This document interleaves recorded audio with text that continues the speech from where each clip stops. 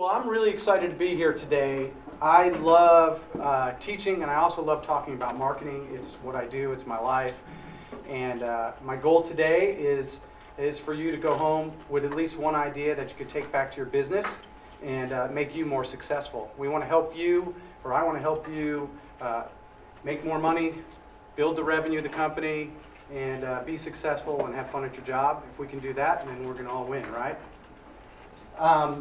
Before I start, let me ask you, and I'll get into who I am in a second, but before I start, what do you guys do? Who does what? Give me a build. We got any builders in the room? Custom home builders. Custom home builders, okay? Any roofers, windows? Just yell at me. Solar. Woo! Solar. Water damage restoration. Water damage, okay? Environmental consultant. Environmental consultant. Real Perfect. estate sales. Real estate? Perfect. Okay. Title. Insurance investments. Insurance and investments. Good. I appreciate it. It gives me a good sense of what we're talking about so I can reference some of those things through the presentation. Let's begin with me. My name is AJ Beeson. I'm with Beeson 4. I'm a graduate from JU and not too far down the road. It's nice to be visiting Arlington.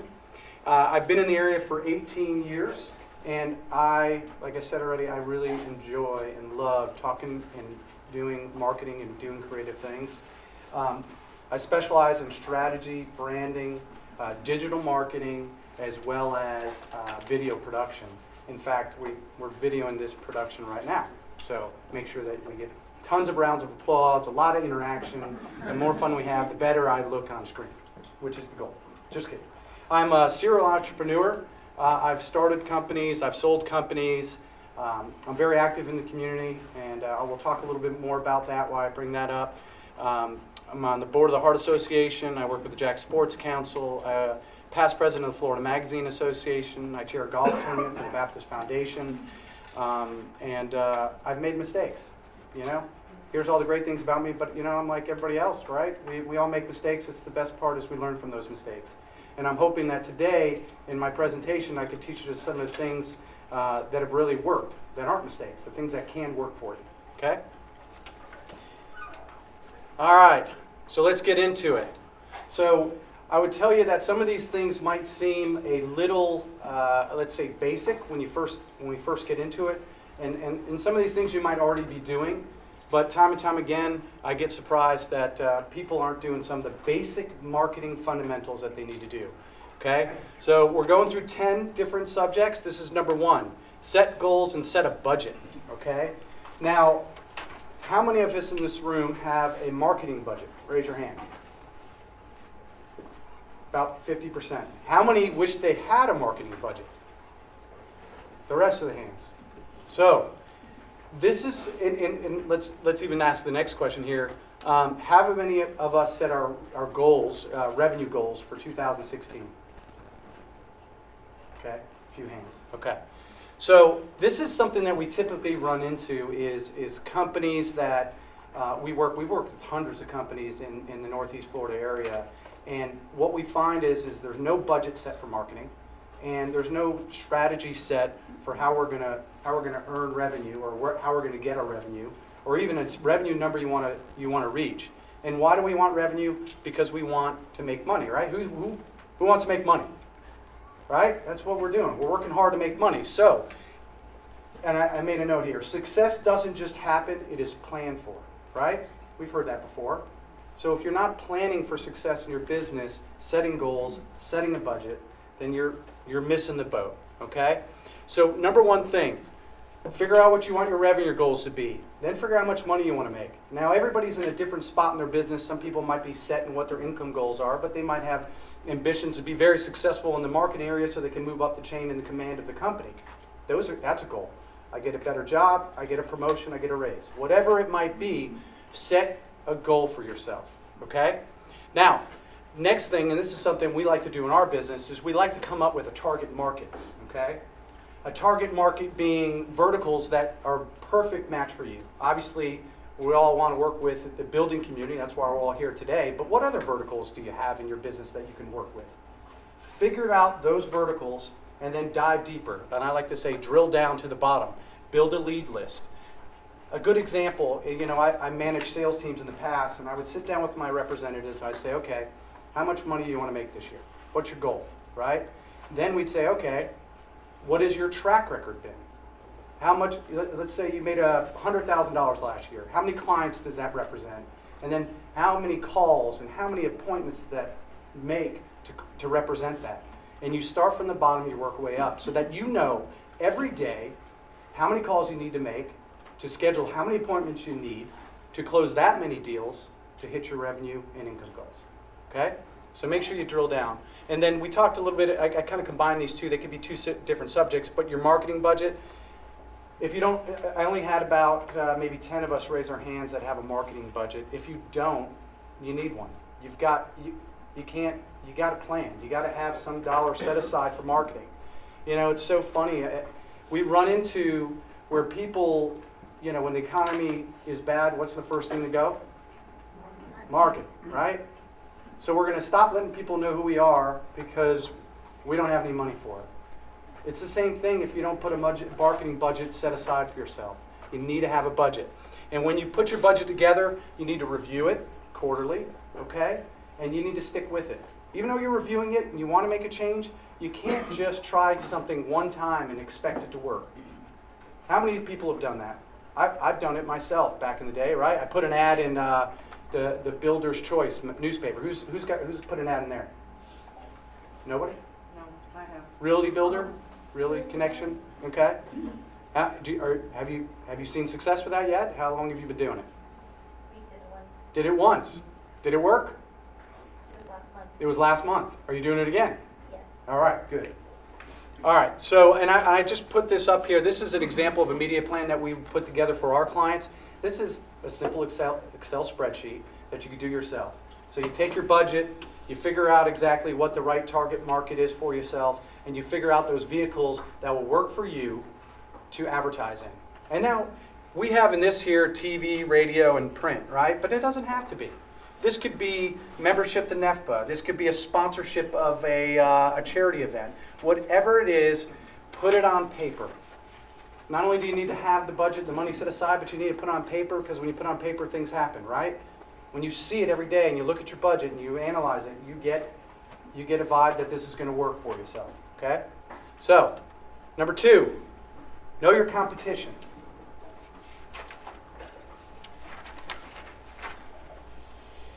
This is very important, okay? And I didn't know, there's a few builders in the room, but everybody else seemed to have different industries, okay? The more you know about your competition, the more successful you will be. Competition breeds success. We always loved when a new competitor came in town back in the publishing days, when we used to publish a health magazine and then a new health magazine came in. It stepped up everybody to work harder. We analyzed what their strengths and weaknesses are, and then we set ourselves apart from them. It allows you to find opportunities.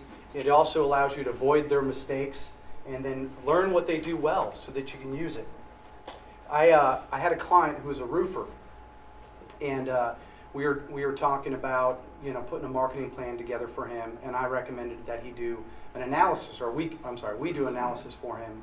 I happened to need a roof at the time, so it was perfect. So I was like, all right, I'll get some quotes of roofers, right? And so I had probably 3 or 4 companies come out and look at my roof, okay? The first one came, looked at the roof, did all the measuring, hopped in the truck, wrote it on a sheet of paper, ripped it off, and handed it to me. I was like, okay, thank you very much. The next roofer came, never got back to me. Never heard from him again. I'm like, really? It's crazy. There's so much in your industry in particular of people just not following up because they're too busy. Well, then don't come. Because, if you can't follow up with a quote, it just seems silly. But anyway, so the second guy didn't follow up. The third, I think it was the 3rd or 4th company that came in, they put this beautiful binder together, right? He went in his car. He literally had a printer in the car. He put his proposal together, printed it out, put it in his binder. He had his binder set, and then he presented to me exactly all the pieces, from what the roof would look like and how many square feet I have and how many shingles and different shingle choices. And he left me this beautiful binder, and then he gave me 3 price options. And I was like, wow, this is impressive, okay? I went back to my client, the roofing company, and I showed him the different examples.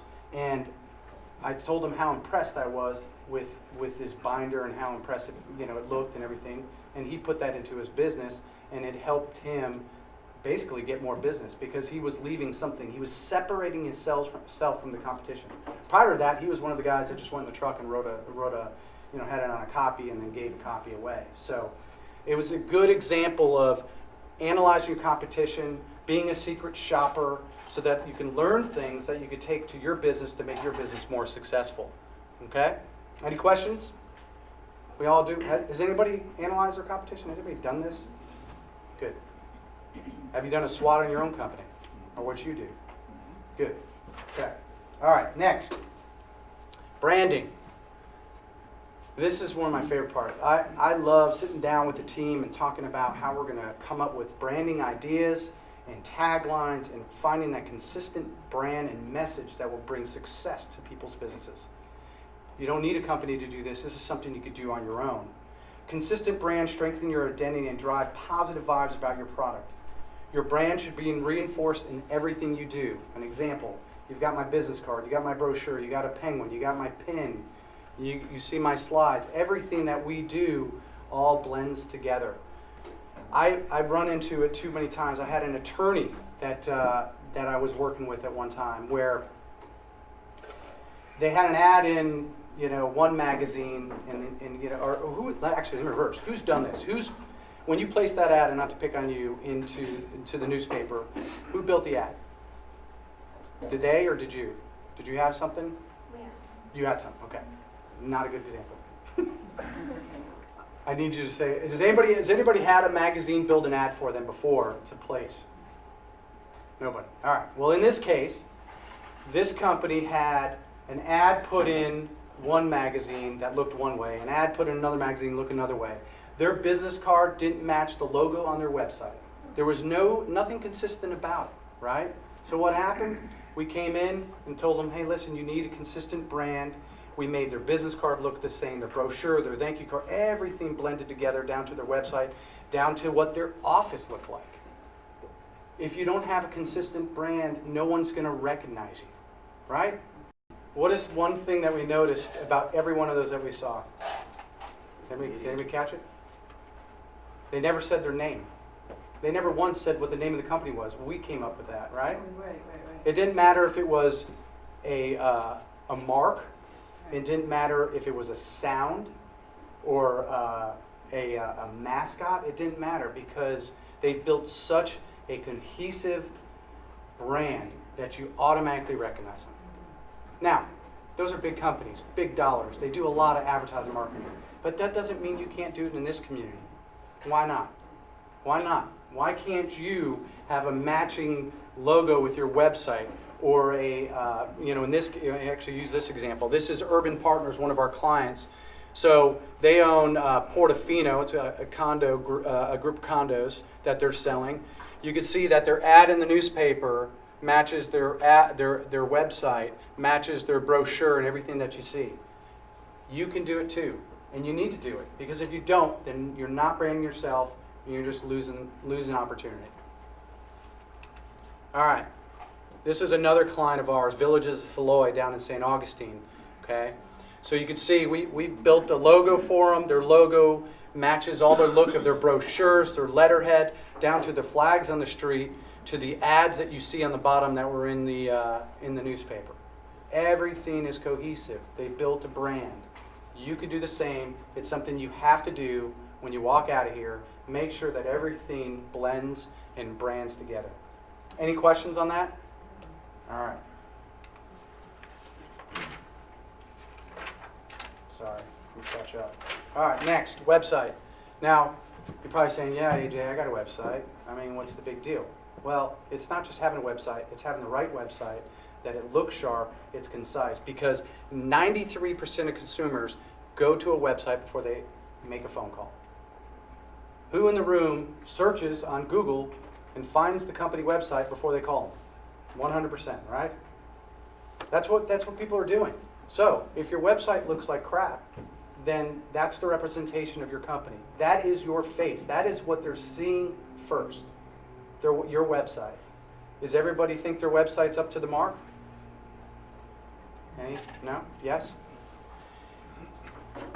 It should be appealing and concise. Your site, I'm sorry. One of the things that you should be doing is you need to go to your website and find what you want to find.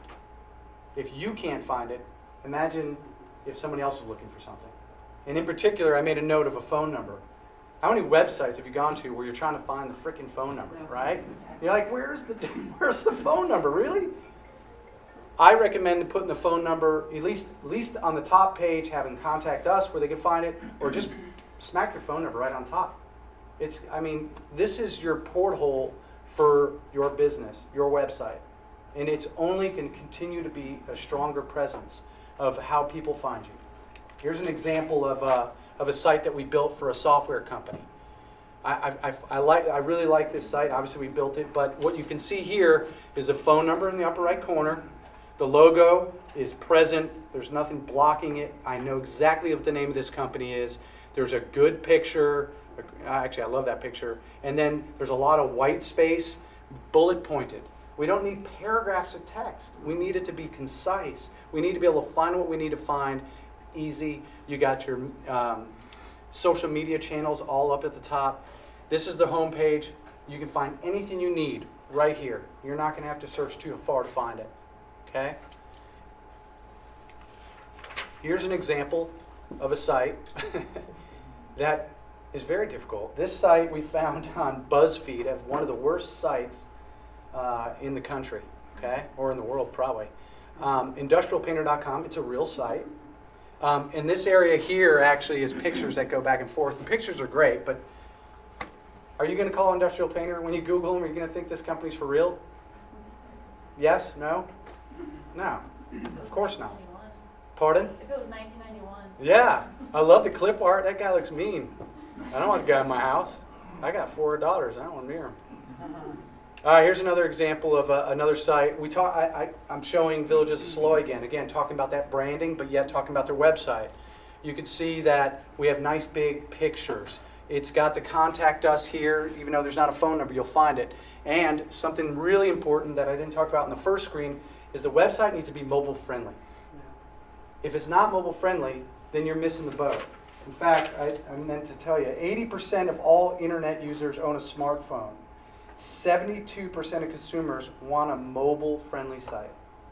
If your website's not mobile-friendly, then you're making a mistake. And that's not hard to do. It's not difficult. These are easy things that you can go back and change and make them work. Does everybody have a mobile-friendly site? Okay, so there you go. For the people that didn't raise their hand, write it down, make it mobile-friendly, make it easy to use. Something else I would tell you is that pictures are really important on a website. Pictures and video, and we'll get into video as well, but you can see that we use a lot of picture. We use a big picture in this one. This actually slides, and you can see that other picture there. Pictures are worth 1,000 words. When I was getting ready for this presentation, I said that to myself, then I realized, wait a second. 1,000 words. How many times have we heard that? How big is 1,000 words? That could almost be an entire website, 1,000 words, right? But one picture symbolizes 1,000 words. I never overanalyzed that before until last night when I was thinking about it. That's how appealing pictures are. And what are you guys selling? Especially in the homes and the remodels. People want to see pictures. Doesn't everybody want to see pictures and video? That's what we want to look at. Okay? Any questions? I keep on going here. I'm going to stop. Somebody's going to ask me a question. You guys, I feel like you guys got a little more in you. Anything? Nobody's got a question. Thank you. Why don't a lot of the websites put their phone numbers there? Pardon? Why do not a lot of the websites put their phone numbers? They don't. Why don't they? I don't. It's a good question. I think with the clients that we work with, they just don't know. They don't know any better. Typically what happens in smaller businesses, right? You basically call up somebody to build a website for you. They build it. It looks great, and they're done. They're not really overanalyzing and thinking about it from a consumer's perspective. If you build a website and you think about it from a consumer perspective, and you think about put yourself in your shoes, trying to look on your website and find what you need to find. If you're not finding a phone number, then it's just common sense that people forget to do. Thank you. Yes.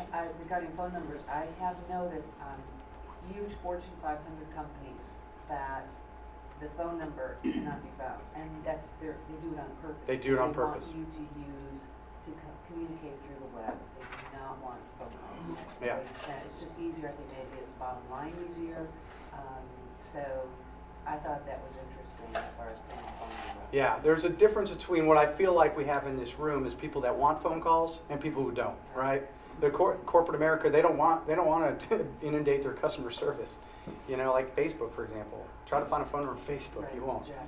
You know, they want you to do everything online. Good point. That would be. There are examples where maybe they don't want a website, a phone number. Thank you for the questions. All right.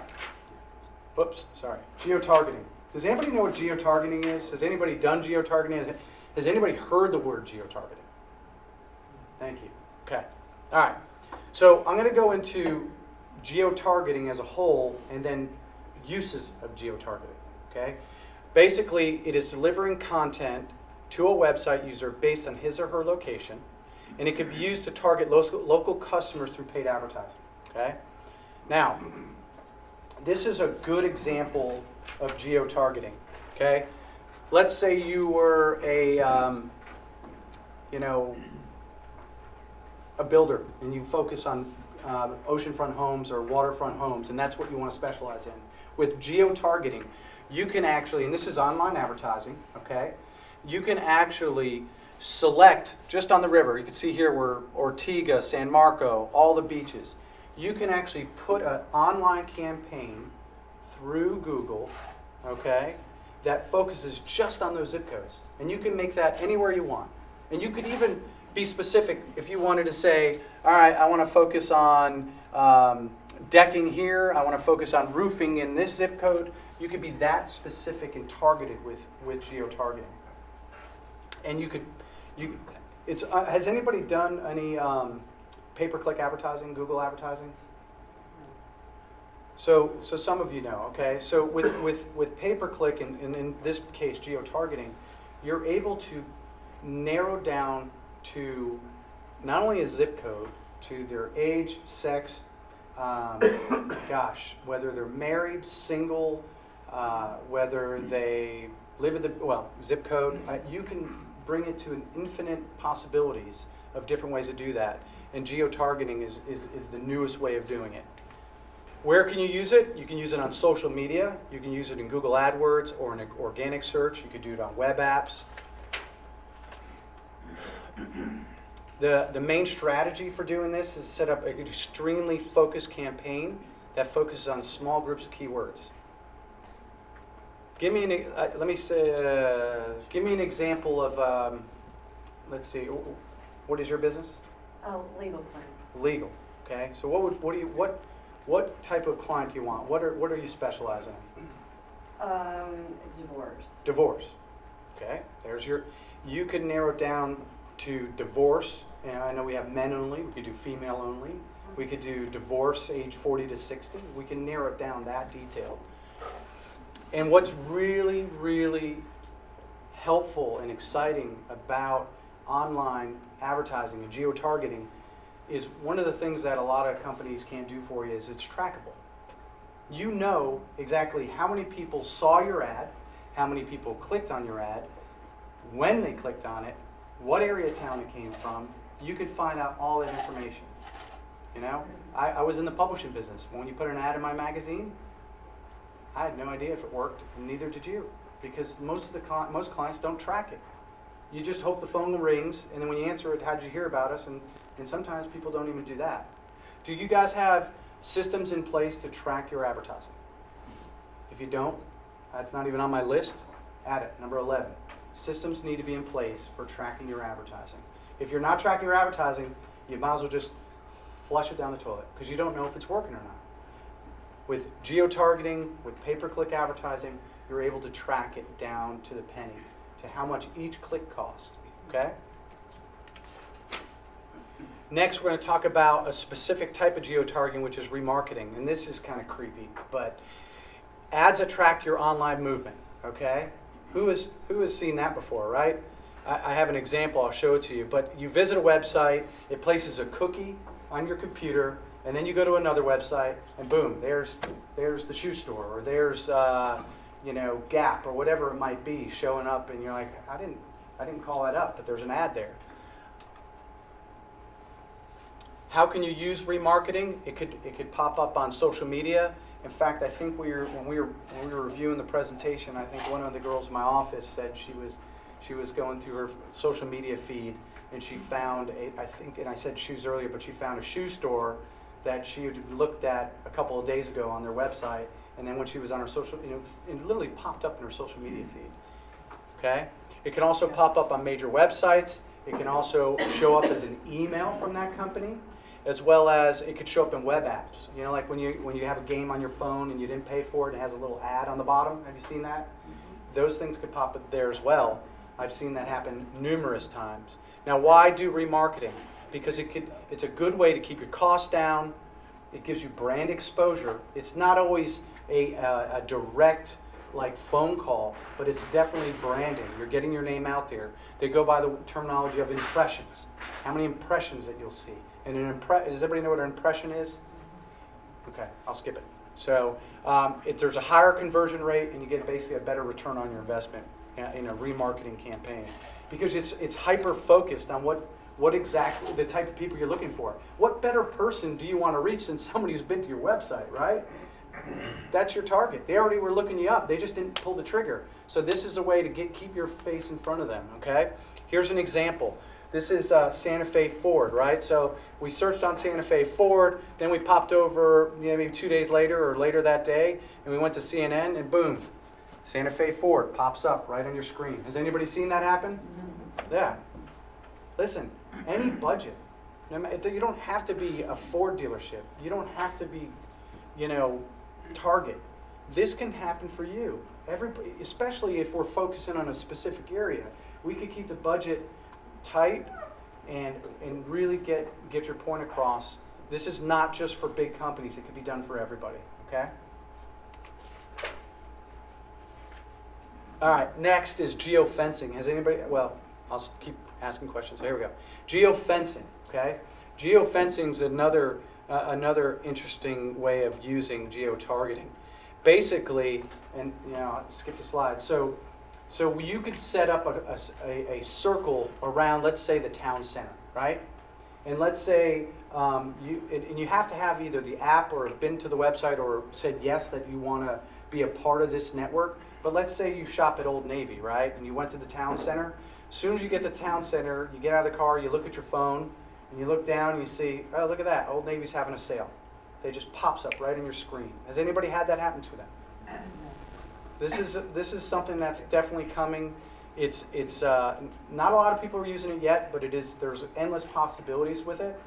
But it basically calls up an ad to your phone based on where you park your car or where you walk in. We've talked about it with some builders. That are we talked about with Urban Partners. They have those condos called Portofino, right? So we were thinking about putting a geo-fence around Portofino, or maybe even around their competitors, right? So that when they go to look at a competitor, boom, an ad pops up for Portofino, and then you're like, oh, check that out. We'll have to go see that next. The possibilities are endless, and it's kind of creepy, yeah, but this is what's happening. We talked about the stat earlier. 72% of people are using their smartphones to find products and services. Any questions? We're good. We're flying through it. Good question. Hey, AJ. Yeah.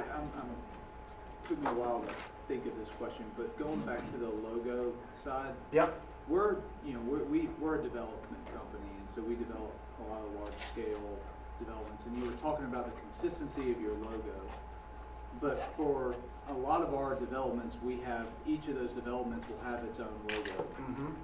What would you recommend from a consistency of the logo side, from Skinner Brothers Realty to having that we are the parent corporation, the parent company that is developing these, but let's say we develop something, we got a development down in Tampa called Cypress Creek that we have created its own logo and has its own brand to it, without going and giving, with keeping it under the same website, trying to keep it under the same website. How would you what would you recommend from a consistency of a logo standpoint? Or is that something that maybe you and I can talk about? No, I mean, that's a good question. We've run into that before with several clients. You know, in your case, I think it's a little more complicated than just making all the logos kind of have some look similar. You know, like at one time, and I'm straying from answering it, but giving an example, like Memorial Hospital, they changed their logo a while back, but if you notice, they've got that sunset and that wave that goes through their logo. I think it was, I don't know, 5-10 years ago, they didn't have that logo. They just, you know, Memorial Hospital was one thing, Orange Parker was another, and I called it Memorial, I'm sorry, it's HCA, owns both hospitals, I apologize. So what they did is they created one logo and look, and then they just changed the name out for each of those. Now, that's one way of attacking it depending on what we're talking about. In your case, you need specific logos for those different properties, and you market them in different ways everywhere you go. I think what I would do, and again, we could dig deeper into it, but what I would do is I would have, you know, the overall brand show up on everything. You know, create a logo for, you know, Cypress, right?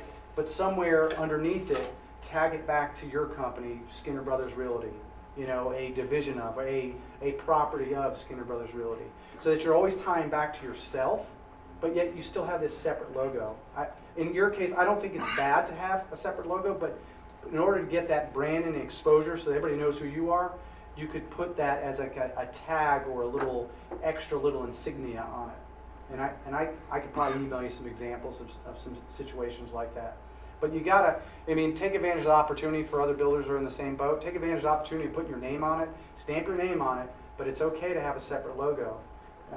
And on the website, the same thing. You know, I think there should be a portal to Skinner Brothers Realty, and then inside that portal, you could go down to the different properties that you work with.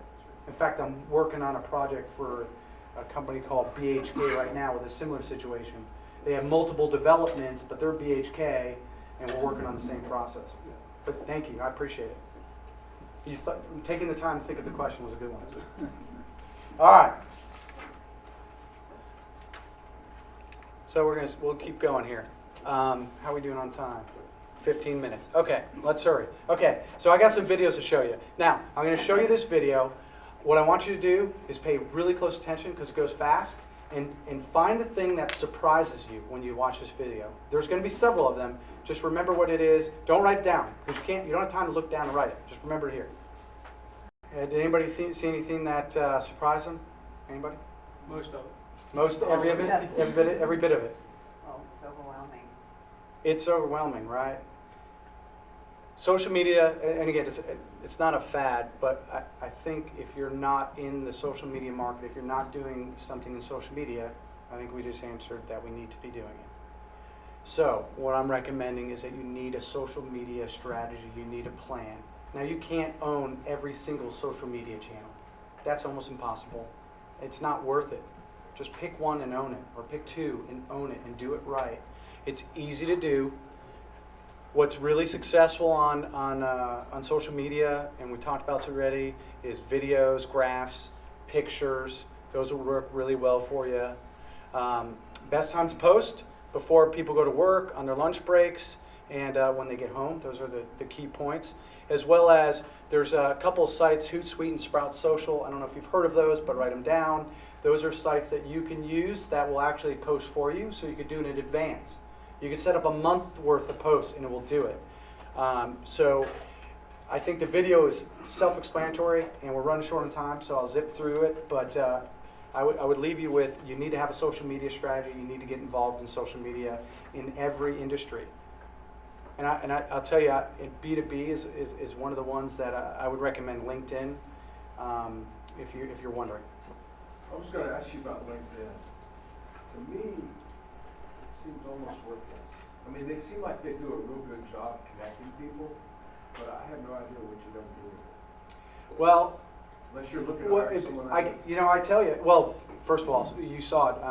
LinkedIn's one of the top recruiting sites for jobs. Yeah. So maybe you don't want your employees to be on it. But how would a builder use it? Pardon? How would a builder use LinkedIn? How would a builder use LinkedIn? Well, I mean, first of all, and this is something I've brought into my practice, but as a builder, there's a lot of connections that could be made. Now, might not be sales. They could be suppliers, vendors, potential referral sources. They could be just about anything.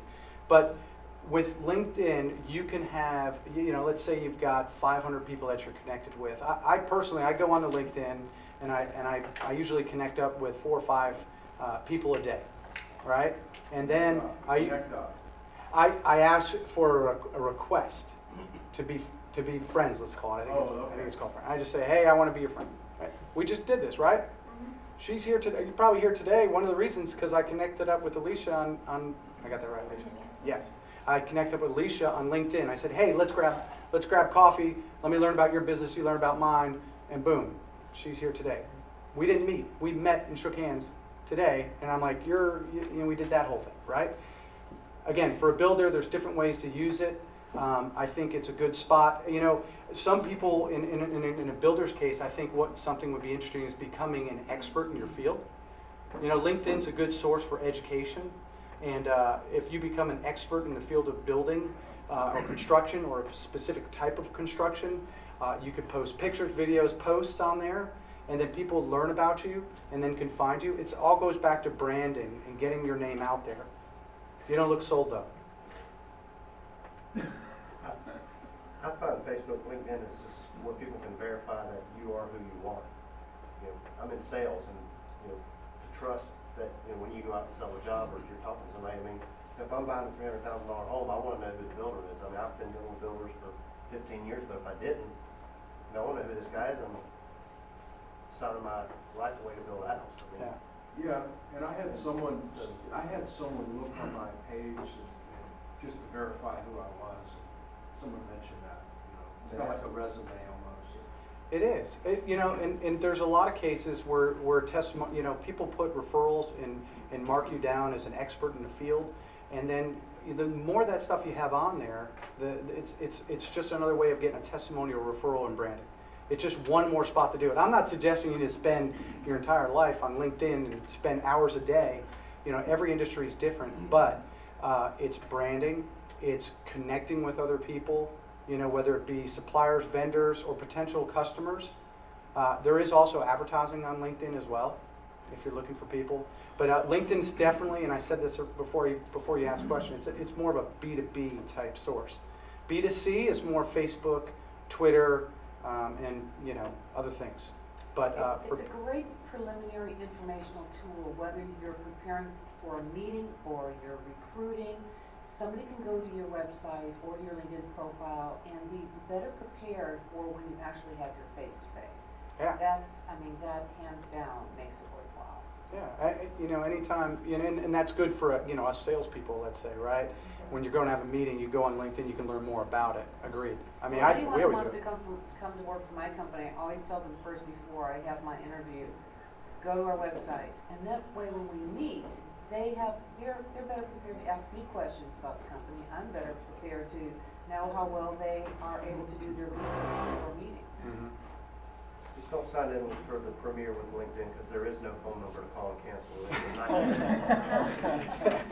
All right. That's why the numbers are so big. I'm going to push forward. We're supposed to end in 5 minutes. I got a few more things. In 5 minutes you've got to go do what you need to do, but I'm going to keep going. Okay.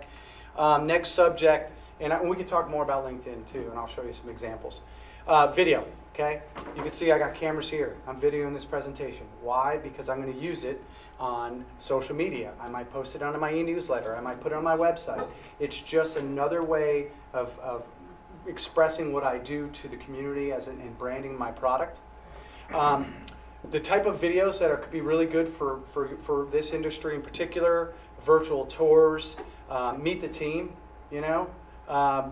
overviews of the entire company, testimonials. We do a lot of testimonials. Those are great ways for people to better understand your business. You could use it for PR.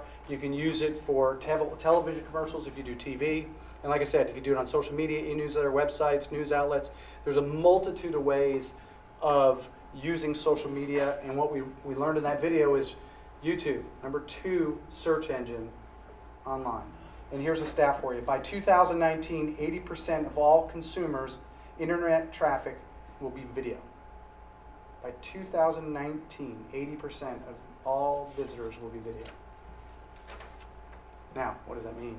That means we need to be in video, right? We need to do some more. We need to have videos and use them for whatever these sources might be. Next subject is referrals and testimonials. If you're not asking for referrals from your clients, you're missing the boat. I might have said missing the boat too many times today, but you need to ask, and you need to be upfront with them. Hey, I remember back in the day, I was in the financial planning business, and what we used to tell people is we get paid in 3 ways: a fee, products, and referrals. I would let them know right up front. If I do a good job for you, will you please refer me to somebody else? Now, in our industry here, we might not do something like that. That's an extreme case. In fact, we used to even write a letter for them and mail them out to their potential leads. But the easiest client, and you can see here, a referred customer is 18% more loyal than a customer acquired through a different method. So they're more loyal, they're easier to say, they're warm leads. Who doesn't want warm leads? Well, if you don't ask for them, you won't get them, okay?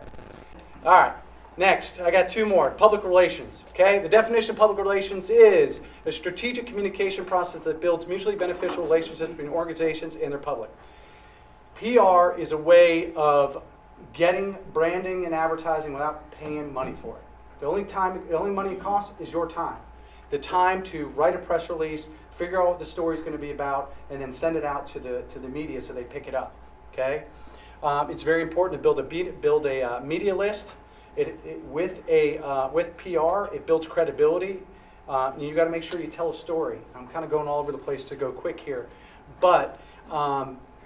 If you see an ad in a magazine, that's great. But if you see a story about a builder in a magazine or a company in a magazine, you don't know that they sent a press release, you don't know the backstory, but you know that they wrote a story about it that must be credible. It's amazing. It's amazing what PR can do. It builds such credibility. Here's an example of something we did recently. I think actually it was last year, the year before. Beret Construction, they gave us a good piece to work with, which was Drew Mansion. Does anybody remember that or see that in the news at all? So the story has to be good. You can't just send a press release because you, fixed the roof. Okay? You got to have something better than that, right? In this case, we've got an old mansion that he's restoring, and then we're focusing on remerging Springfield, which the news loves picking up, talking about downtown development as well as the emerging of Springfield. So it made it an easy story to pick up. So you got to really have those easy stories. But that was in Jack's Magazine. It was in the Business Journal. I think it even hit the NEFBA newspaper and everything. So there's an example of that. How many in the room won a NEFBA Laurel Award? Raise your hand. What did you do after you won? What did you do about it? Pardon? I have a picture of all 5 with my mom, and she's like obviously really happy. We And posted posted before we it left. immediately. Posted on social media. Yep. Everywhere. Perfect. Did you put it on your website? We don't have that up yet, do we? Yeah. So we got to put it on our website. I mean, I'm glad you did that, because what we find is that people win an award, and what do? You take it, you put it on the shelf in the office, and then you dust it once in a while, right? No, we need to take advantage of that. Social media, website, when you were at the Laurel Awards, video it up there, put it on YouTube, wherever you could broadcast it out. Take advantage of your NEFBA Laurel Award. That's what we did, and now I'm showing it to you now and even getting some extra credit for it. All right, next. Partnerships, number 10. This is the last one, partnerships. It is very important to be active in the community and find those partnerships that are mutually beneficial, okay? In our case, Beeson 4, we're the corporate run sponsor, right? A very cost-effective way to getting our brand out, okay? Partnering with First Place Sports, okay? First Place Sports puts on the event. All we did was sponsor it. But everybody thinks it's our run. We get calls all the time. Hey, I'm going to be in your run, or I was at your run, or I'm going to go to your run. Whatever it is, it's not my run. I'm just a sponsor, but I'm getting credit for it. Now, why did I pick this event? Because there's 5,000 people that go to it. And out of those 5,000 people, there's about 75 different companies. And of those 75 companies, I get my name in front of them, right? Think about opportunities where you might be able to do that. There is so many things going on in Jacksonville that you can partner up with. NEFBA is a really good example. I don't know if I have that on here, but NEFBA, right? Getting this opportunity to speak to you today, getting, sponsoring the clay shoot, whatever it is, find those mutually beneficial relationships, okay? Nonprofit work, and so I did have associations, but nonprofit work, okay? So I told you that I was on the board of the Heart Association. Well, a big target market for our company is the medical community. We work with a lot of doctors. We work with a lot of medical practices. Well, if I'm on the board of the Heart Association, I'm interacting with those people. But I'm also helping the community. You know, my dad had a heart attack. My brother has a stent put in, right? So I get to find something that I can benefit the community and benefit my business. There are tons of opportunities out there. You've got to take advantage of them, okay? And obviously NEFBA is a great one, and that's why we're a part of it. All right. Those are the strategies. Hopefully you wrote those all down. I'm hoping that everybody got at least one idea to go with. I'll leave you with one more thing here. We're having a little fun. Chet is played along. It's where in the world is Chet? Yes, I know he's in the back of the room. But we are giving away some door prizes, but you have to work a little bit to get them.